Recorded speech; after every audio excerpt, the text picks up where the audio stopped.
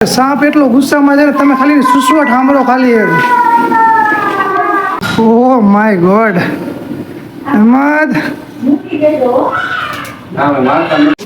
તો ફાઇનલી મિત્રો અમારા હેમંતભાઈની ચાલાકીથી સ્નેક પકડાઈ ગયો છે અને એટલો મોટો છે ને બહુ હેવી સાપ છે. લાવો તમારે કરવું છે ચાલુ કરી દો તમે. હા ભાઈ 24 કલાકથી અમે આની વાટ જોઈને બેઠા હતા. 48 કલાક થવા આવી. 48 કલાકથી અમે વાટ જોઈને બેઠા હતા. 48 કલાક પછી અમારા હેમંતભાઈએ જોયું રેસ્ક્યુ કરી નાખ્યું છે. આમ જુઓ ખાલી. બોલો ને શું તો આપણે ખોટું રામપુરની બાજુમાં રામનગરી આવેલી છે જે મારા દર્શનભાઈ કોરડિયાના ઘરની એક્ઝેક્ટ પાછળ કોબરા સાપ છે. લગભગ 24 થી 48 કલાકથી આ ગેંડીના પાઇપમાં આ જ રીતના હેરાન કરે છે. તો અત્યારે ફાઇનલી એક ચકલી આવીને બેઠી અને બી અંદર ગયો એટલે આપણે એને રેસ્ક્યુ કરી લીધો છે અને દૂર જંગલ વિસ્તારમાં કરી દેશે આપણે રિલીઝ મળીએ રિલીઝમાં. Thank you. ફૂલ ગુસ્સે છે હો હેમંતભાઈ. ઓહ માય ગોડ. માસીને કઈ ખેતી કા ડબરા જેવું હોય તો હેમંતભાઈ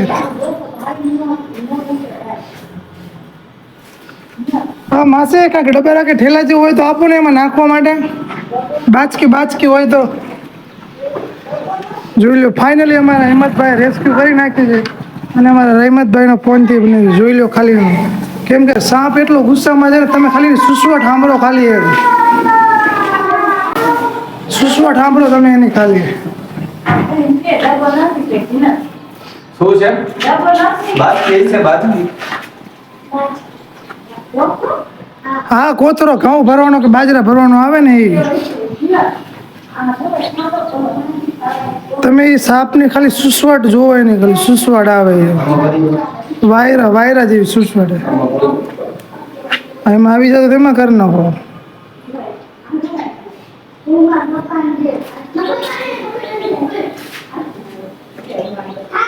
ફૂલ ખારો થયેલો છે. શું કેવું હેમંતભાઈ તમારું? હા ઘા કરી દો હા જોઈ લ્યો તમે. આખો બારે કાઢ્યો જોઈ લ્યો. એનો તમે ખાલી ગુસ્સો જુઓ ભાઈ. Oh my God. હેમંત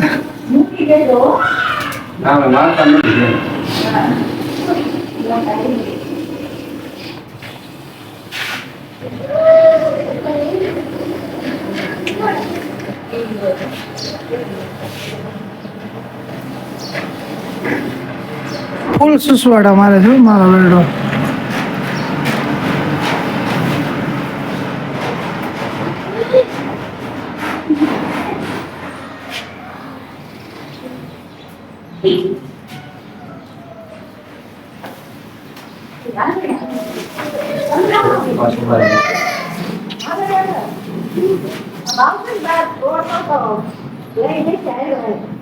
એને વળી પાછું બક્કામાં જાવ હો.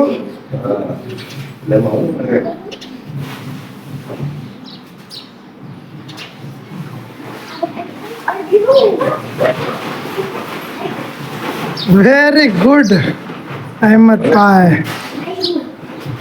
Good job and good work. હા તો હું અમારા હેમંતભાઈને થોડો ટેલેન્ટ એટલું છે ને કે સાહેબને આમ જોવાની હાવભાવથી ખબર પડી જાય. 15 થી 17 વર્ષનો અનુભવ છે સ્નેક રેસ્ક્યુમાં વિધાઉટ સ્ટિક અને હેર કેચિંગ પરફેક્ટ આપણે કરીએ છીએ અને ટોટલ માહિતી સાથે આપણે વિડીયોમાં બતાવીએ છીએ. રિલીઝમાં આપણે એની ટોટલ માહિતી આપી કેટલું ઝેર આવે કેટલું એનામાં મળીએ રિલીઝ. હા વિડીયો કટ કરી દઉં. તો ફાઇનલી મિત્રો રેસ્ક્યુ હવે અહીંથી આપણે કરી લીધો છે અને જંગલમાં જઈ આપણે એને રિલીઝ કરવા માટે. તો વિડીયોનો અહીં એન્ડ કરી દઈએ. બાકી ટાટા બાય બાય. હાલો ફેમિલી, કેમ છો બધા? મજામાં છે? સ્વાગત છે તમારું મારી આ ચેનલ દર્શન ફિટનેસમાં. તો અમે આજે આવી ગયા છીએ એક રેસ્ક્યુ કરવા માટે. રેસ્ક્યુ કેનું કરવાનું? સાપનું રેસ્ક્યુ કરવાનું છે. સાપનું તમને અહીંથી બતાવી દઉં. જુઓ કોબરા સાપ છે, અહીંથી દેખાડી દઉં તમને. દેખાણો ને એ છે ને મોટો સાપ છે. શું છે ગેંડીની ઓલી પોખાય છે ને એમાં અડધો એમાં છે ને અડધો બહાર નીકળેલો છે. તો આપણે છે ને અત્યારે ડિસ્ટર્બ કરવો નથી, પેલા બહાર નીકળવા દઈએ. જોઈ લો અહીંયા છે. અને આ ઇલાકો છે આપણો રામનગરીનો, જોઈ લો તમે. અને બેટા આમ જતી રહે નકર આમથી હાલ, આમથી ના હાલ, આમથી ના હાલ. આમથી હાલો.